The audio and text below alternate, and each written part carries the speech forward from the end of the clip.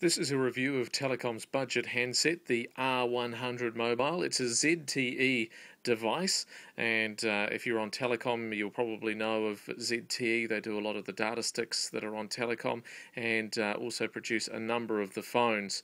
So this is a branded Telecom device made by ZTE called the R100, and it comes in packaging like this. Quite a big sort of package compared to a lot of phones that we've seen. And in the box, you'll see there that it's got a 1,000 milliamp hour battery. It's got the charger. It's got the stereo headset. It's also got sync software, a USB cable, and user manual.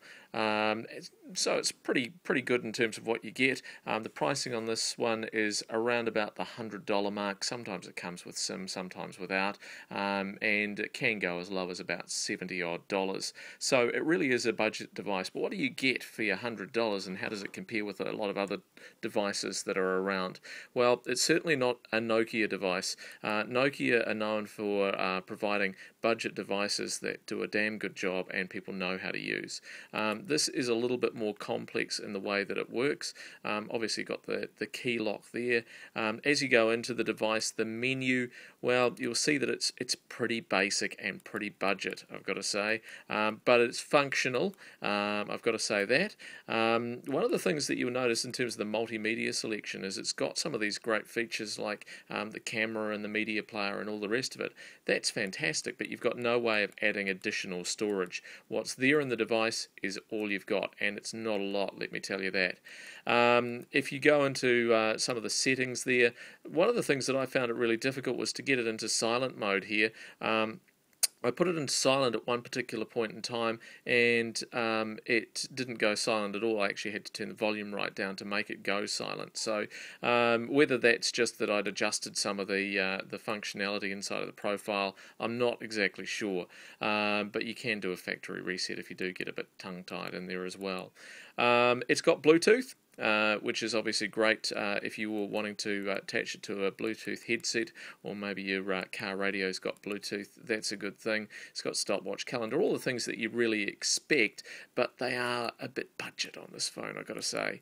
Your text messages are in there as well, and when you create a new text message in here, you automatically go on to a sort of T9 scenario, and if you push the button down here, you can go into caps and then into small letters to create your text message. So I mean, it's relatively easy to use. I find the buttons are quite clicky.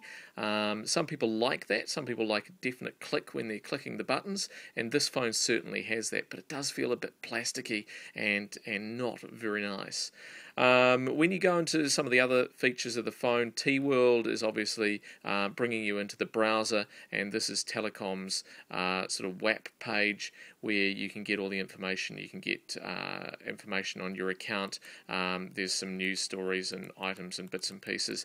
That works fine, and as you'd expect, it's pretty much the same as any other device, but quite a small screen, low resolution, but again, you know, perfectly functional. One of the things you will find, though, if you try and browse some, bigger web pages and WAP pages, is that it's got limited memory inside of this phone, so some of the web pages may not display properly either. There's not anything really to show you in terms of the file manager. It's all pretty basic stuff. It's got calls in and out, and the things that you'd expect, I guess, on a basic sort of a phone. There's no way of adding additional storage, as I said, so you can't add an SD card and add a couple of gigs of extra space and put your songs on it.